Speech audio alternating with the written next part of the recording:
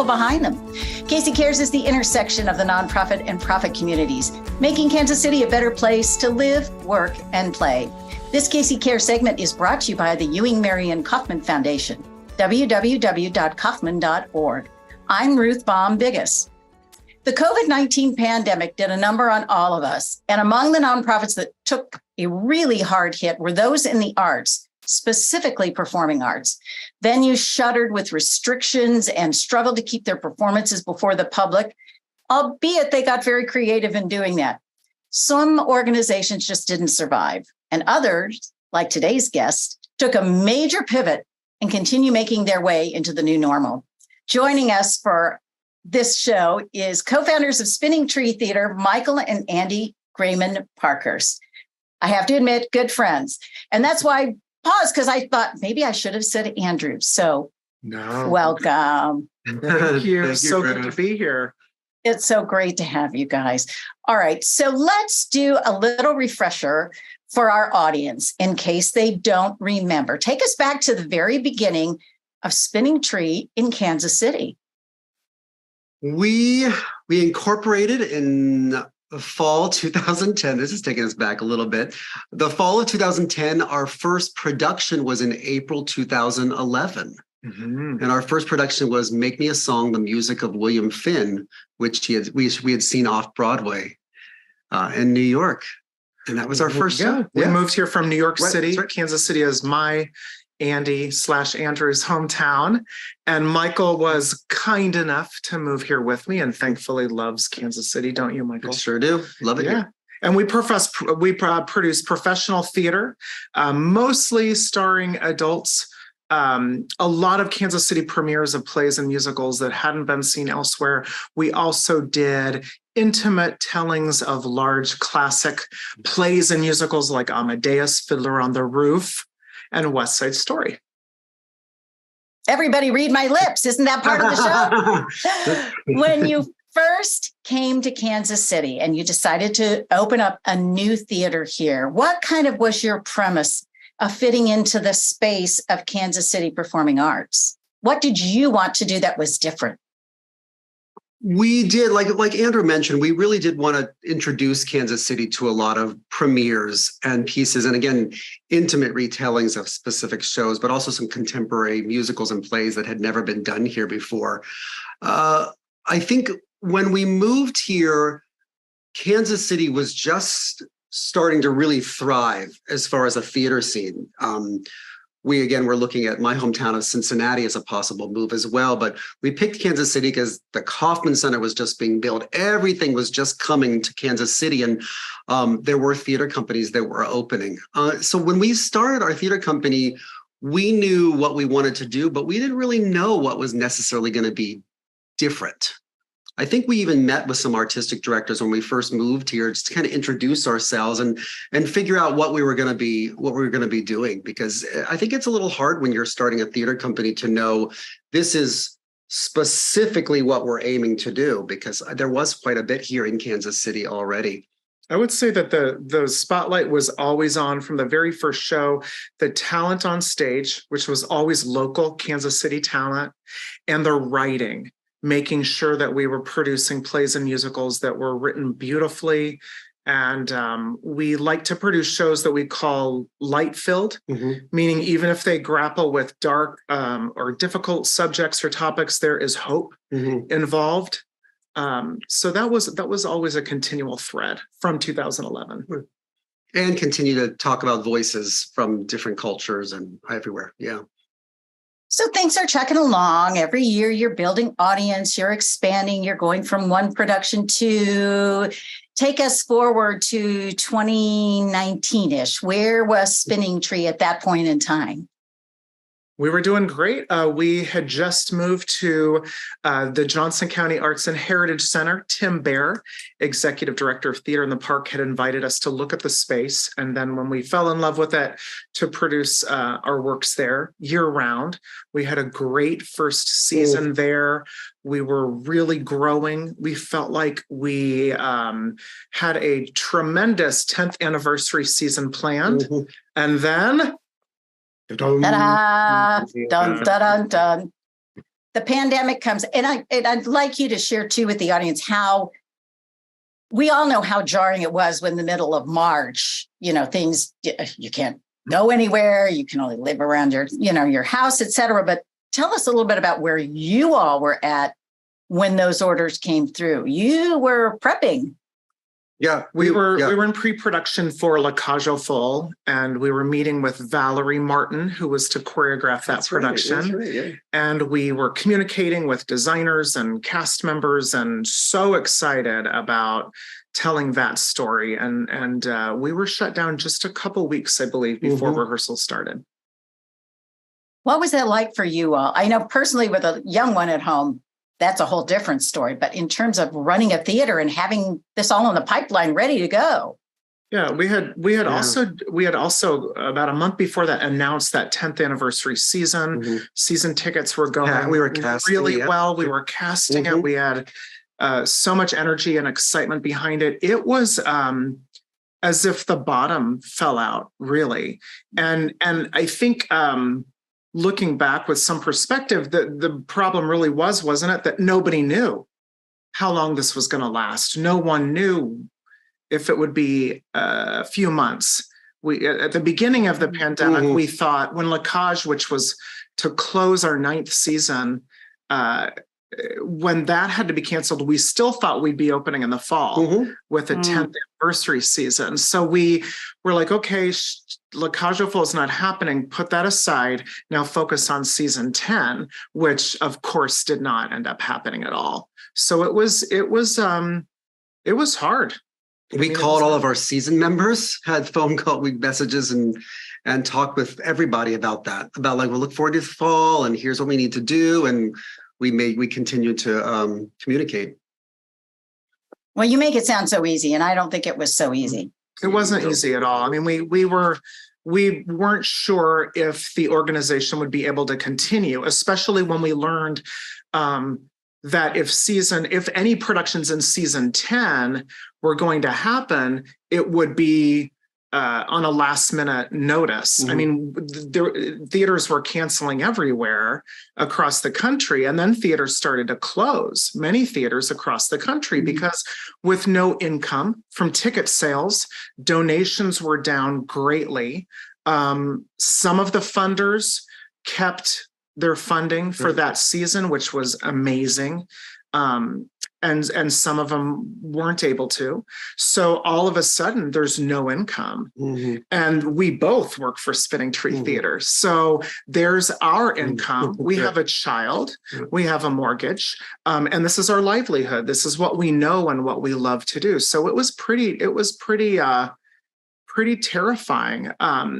But I would say it was no later than July of that summer that we really put our heads together and talked about, do we want to continue in theater or not? So many of our colleagues and our friends and our peers have left the theater since then, whether they be performers or directors or artistic directors. It just was too hard for so many people to keep going. We're all dreamers. We're all idealists. That's why we do this, right? We're not practical, realistic people at large. And here we were saying to each other, we do want to continue theater. We love theater. We believe in its power. What could we do that could help our company survive and help us plan a future show, even if it's a year from now? And that's what we started to look at. Who did you talk with? Who did you meet with? Where did resources come from? Those are hard conversations. Many organizations don't want to have, will my whatever it is continue? You guys were there. So where did you reach out trying to craft that? I would say we read a lot. We had some conversations, but there was no precedent for what happened. Right.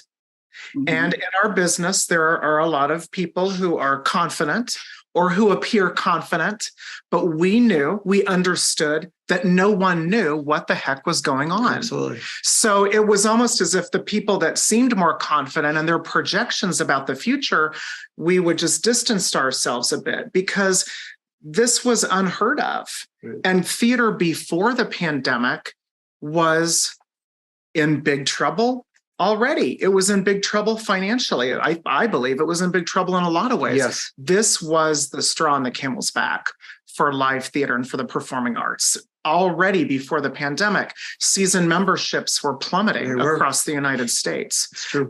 It was harder and harder to get people into the theater, the economy, the perceptions of the economy, and then having the pandemic and people literally being told, you can't go to the theater. We still have season members and patrons that are still not going to live theatrical events because of their concern about health-related matters. I feel like there's a certain generation that didn't necessarily come back to the theater too because of that. But I remember we talked to other artistic directors. I think we were all kind of like reaching out to each other and saying, "Where are you guys? What are you doing? What can we do?" And at some point, you just kind of realized that there wasn't going to be a 2020, 21 or 1920 season. But at one point, you just sort of realized, all right, that's not going to happen. So everybody's got to try and figure out what to do. And that's when we reimagined, and we talked over the summer about how can we come back. And as you crafted this new vision, let's back up a little bit. Tell us what your new mission vision is for those folks who don't know about Spinning Tree 2.0. Mm-hmm. That's right. Yeah, that's right. We are in the business of serving youth with and without disabilities in the Kansas City metro area, giving them all inclusive theater opportunities at a professional level where they are guided and mentored by adult professionals in Kansas City, and where they are all able to perform at the height of their abilities and interest. And the good thing was for the reimagining, which started with an artistic committee that we assembled of local artists, local performing and theater artists the summer of 2020. There was a precedent that we had for this, which was we had done a production of Starlight Express with a group of kids of all abilities. And this was a co-production with Variety, the children's charity of Kansas City, which is our partner organization.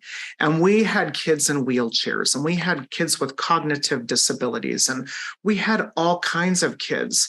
And we loved that production as much as any production we had ever done. It felt like a truly heart-centered experience.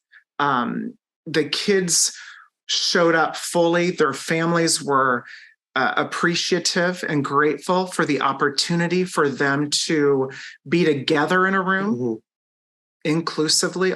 We call it authentically inclusively.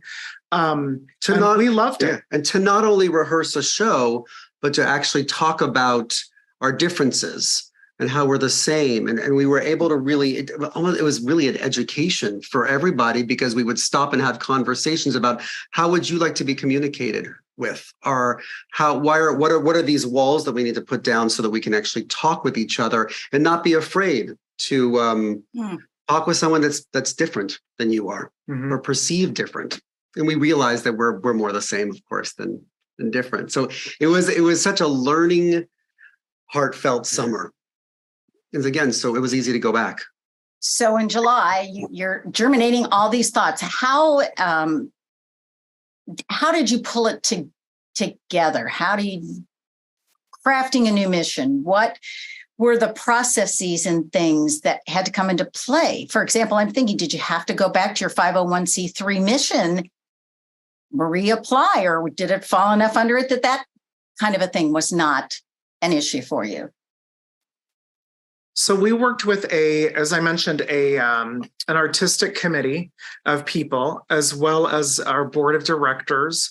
And we had meetings monthly, Zoom meetings, and we just talked about what can we do that would be more charitable, that would be more meaningful. We had the sense from the top of that pandemic, when we were shut down, that theater was not going to be the same ever. There wasn't going to be a new normal. One of our friends that we collaborate often with in town, a professional actor, director, teacher, she said, I think we'll look back on it in Kansas City and say we lived through one of the golden ages of theater. It isn't going to be the same. And it's not. And we're seeing that. The choices made across the country in programming are vastly different than they were before the pandemic. But we wanted to talk about what can we do that's positive. So we had these meetings that we just, crazy ideas and just brainstorms and what if. We played what if constantly with each other. What if we reimagined the company to serve youth with and without disabilities year round?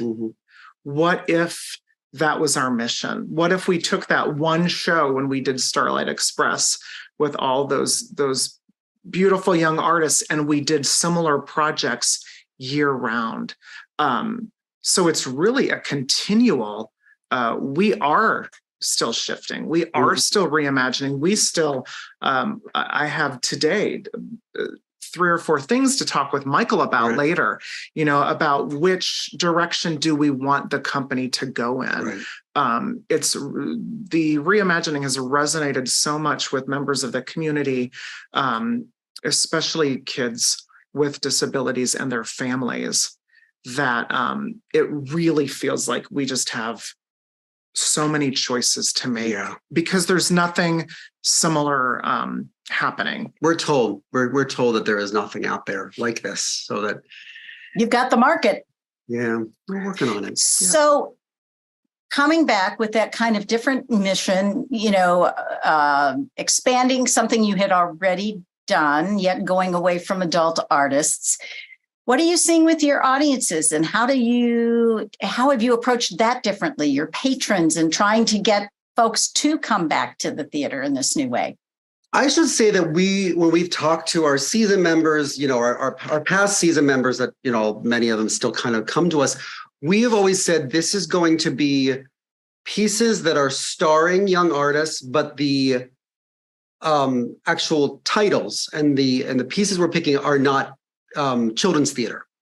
So we are still saying this is for, in many cases, adult audience or maybe more family geared. But the programming and the pieces that we have picked are very similar, if not the same, as what we would have done back in original Spinning Tree Theater. And so it's really been fun to look at that, but gear the pieces more towards youth and look for the material out there that is maybe starring more kids, or maybe there's like one adult character that fits, but so that's also a fun part about it.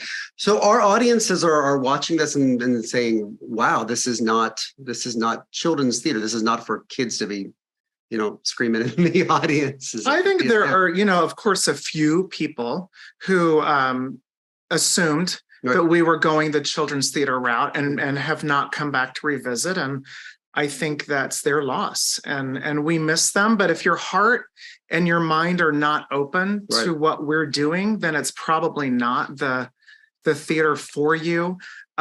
What's also been a great joy is that we've kept our working relationships with really most of the adult artists that we ever employed. Directors, music directors. We have live musicians for every show, which is really rare for a youth performing arts organization. And top Kansas City musicians, choreographers, designers, stage managers. Everyone is a professional, paid member of the staff at Spinning Tree, as it always was. So that's been a real joy. And we've gotten to work with some of the actors have come in to direct a piece. So it's the kids, we say we learn as much from them as hopefully they learn from us. And we really do treat it as a professional training program as much as anything. We talk about professional expectations on the first day of rehearsals. You're not just here to do a show. So in a sense, that is perhaps at times even more rewarding than when we worked with adults exclusively because the kids come in knowing that they have something to learn. Mhm. They come in knowing that they don't know everything. They come in hungry for training and for opportunity and for collaboration, which isn't always true of adults. So that's been a real joy too. I think they're used to working harder in some ways too. Yeah. They just do all their work. They come in with their lines memorized and Yeah. hungry. Yeah. They don't have old habits to break, like some of Right. us who are a little older than 18. Is that the top level That's of the age top. that you work with? Yep.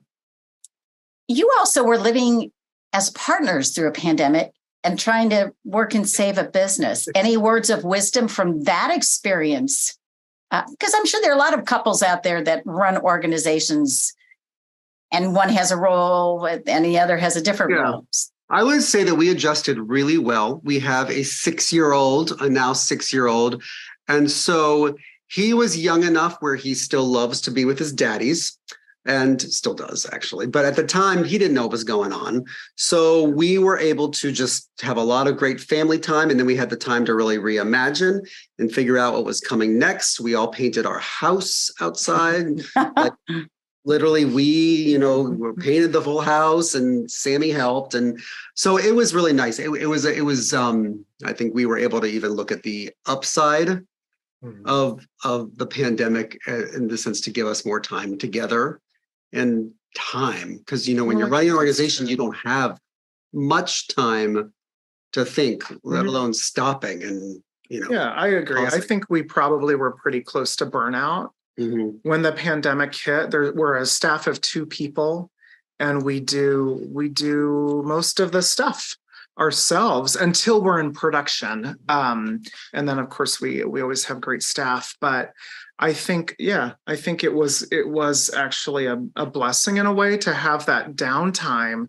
And yeah, I was definitely grateful that I married the right person for me, because not everybody would have weathered that. And it's a joy with Michael still, like today, to say, hey, what if Spinning Tree did this? What would that be like? Would you want to try it? And to have him go yes or no, or let's talk about it, or that's a huge gift. It's so nice to have another chapter too. Again, we loved, original Spinning Tree Theater too, but we're like, okay, next thing, what's the next major challenge for us? And it's really growing. It's growing in the sense that we don't always know what's coming up next, or we're finding new things. So it's very different now.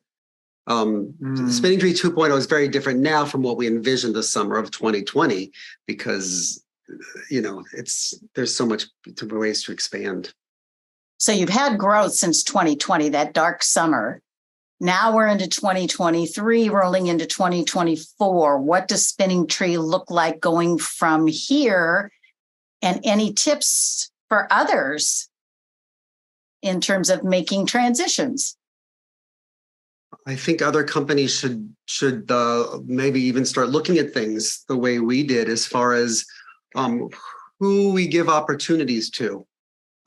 There are a lot of young artists out there that don't have the opportunities to do this. And I think with the pandemic, it forced us all to look at people that were being left out, left out of the arts and not thought of. And there's a lot more thinking going in that direction. Since we've become Spinning Tree 2.0, we've even had people reach out saying, I have a child who's 25 that wants to do this, who has Down syndrome and loves theater. Is there a place for him? We're going to figure that out. And we want other people to figure that out too, because what happens is people start coming out of the woodwork to sort of be like, oh, there's this possibility that wasn't there before. And so we would just tell people to think about doing that with their theater companies. Again, what would you say to these? Take risks, maybe. Think outside the box. Yeah. Where do you see Spinning Tree in 5 years from now? Please, no other pandemics. We'll just put that in the parking lot. But how do you see this catalyst thing that happened now pushing you in that new new era? So part of our reimagining, our goal is to normalize, quote unquote, normalize having people of all abilities, or if you prefer, having people with disabilities and people without disabilities on stage together in shows. This is not, quote unquote, normal.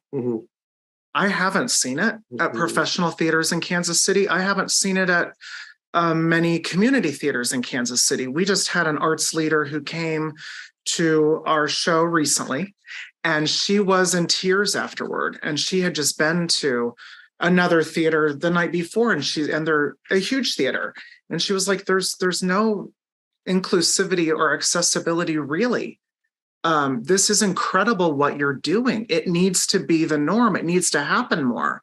Well, we can't control what larger organizations do, but we can give young people the opportunities to shine.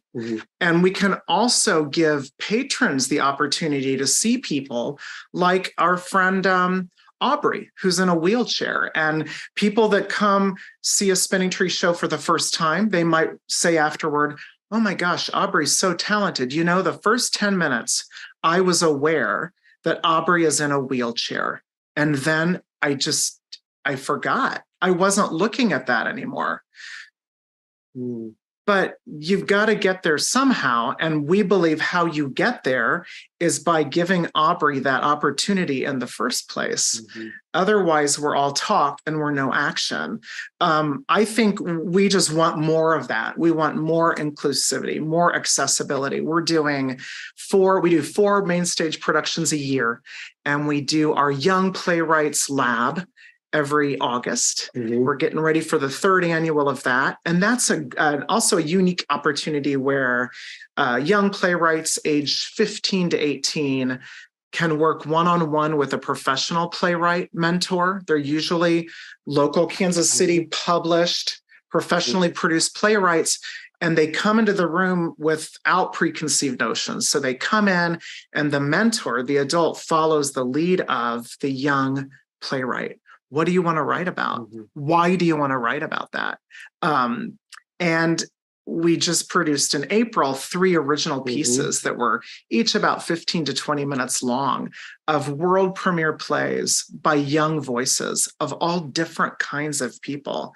The true diversity that showed up in those pieces was not choreographed. It was authentic. Just by letting the kids tell their stories. And we're also going to start next season getting into the habit, hopefully, of commissioning and producing world premiere plays by adult professional playwrights. And we're kicking that off in January, February with Vanessa Severo. She is writing. We read the first draft and it's exquisite. A brand new play for Spinning Tree that is about and will be performed by teens on the autism spectrum. And Very cool. That's not something that's being done otherwise. And it's so specific. And yet the specificity of that and the heart of that makes it completely universal. I mean, we all have things we're dealing with, right? We all feel like the other at times. But if we can vulnerably and authentically show that on a stage, and if the young people can express that in a way that does have hope and that does have light, that makes us feel very, very satisfied in our day's work. Quickly, where can folks go to find the very latest on you guys and the theater? SpinningTreeTheater.com is the best way to join us and find out what's going on and look forward to our season coming up, starting with the Young Playwrights Lab in August. Well, we appreciate you and thank you for sharing this journey post-pandemic and being survivors. We appreciate it. Thank you, Ruth. Thanks, Ruth. Thank you for joining us for Casey Cares, Kansas City's nonprofit voice, produced by Charitable Communications, also a nonprofit. This Casey Cares segment was brought to you by the Ewing Marion Kaufman Foundation, www.kaufman.org. Spread the love and find us on Facebook and Twitter at Casey Cares Radio and on Instagram at Casey Cares Online. Find all of our podcasts at our website, www.caseycaresonline.org. And catch us on Saturday mornings at 8 a.m. on ESPN 1510 a.m. and 94.5 FM. Thank you for joining us on Casey